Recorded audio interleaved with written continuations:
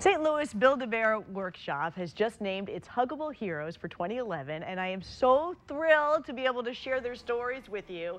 The program recognizes young leaders who make a difference in their communities and around the world. So we want to welcome Shannon McNamara, who is 18 years old. She's from Basking Ridge, New Jersey. Sean Stokes, who is 17.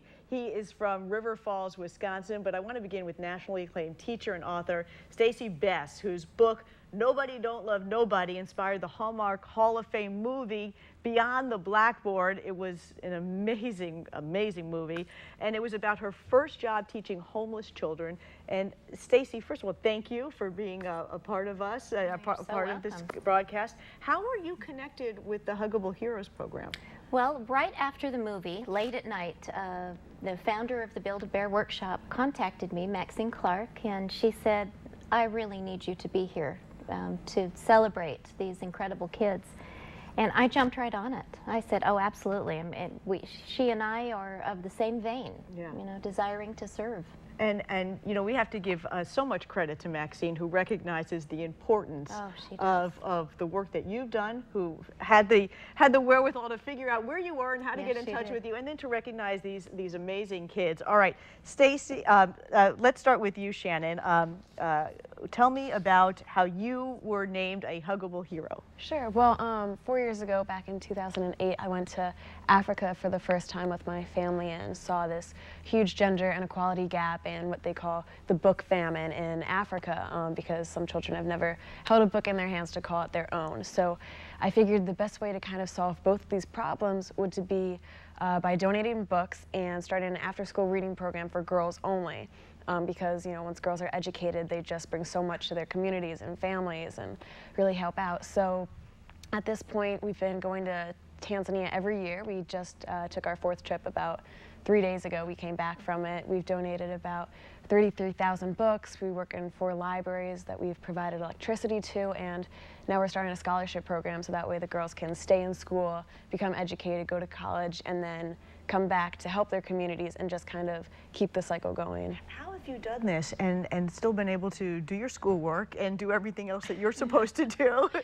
I mean, I joke sometimes that, you know, I don't really have a social life, that's how I do it. But I mean, it's great because once I tell everybody about what I want to do, everyone wants to get involved, and it's not really volunteering or working. It's not really a separate category of something that I dread. It's more of something that I feel honored that I get to do because I'm doing it with my friends. So it's kind of my after-school activity slash hobby slash thing that I just love and am honored to be a part of. Oh, what an inspiration. And Sean, what about you? How are you a Huggable Hero?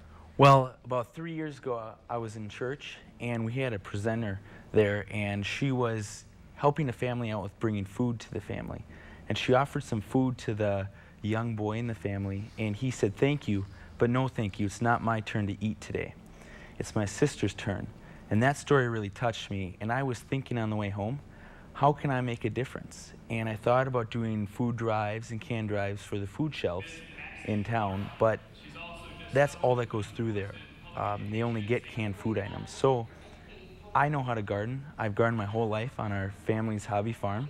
So I figured, why not start a community garden where it can benefit the food shelves and the community? So I started one 3 years ago, and to date we've raised over 15 tons of fresh produce. Yeah, so we donate it to not only our community, we've spread to multiple other communities, so I'm excited. It's so hard to fathom when you hear somebody say, it's not my turn to eat. Yeah. It's so hard to process when you think of how much, you know, we all have. And to go a full day without eating is just... And you know, this award, this Huggable Heroes, it's not just a title. They actually received $10,000 from Build-A-Bear, and that includes a $7,500 educational scholarship, and the $2,500 will be donated to the charity of your choice. Will you each be donating to your own causes? Yeah. What is the greatest need in terms of what you all see? Not just with your organizations, but what you've seen from working with the other Huggable Heroes. What are some of the greatest needs that we have in America or around the world today?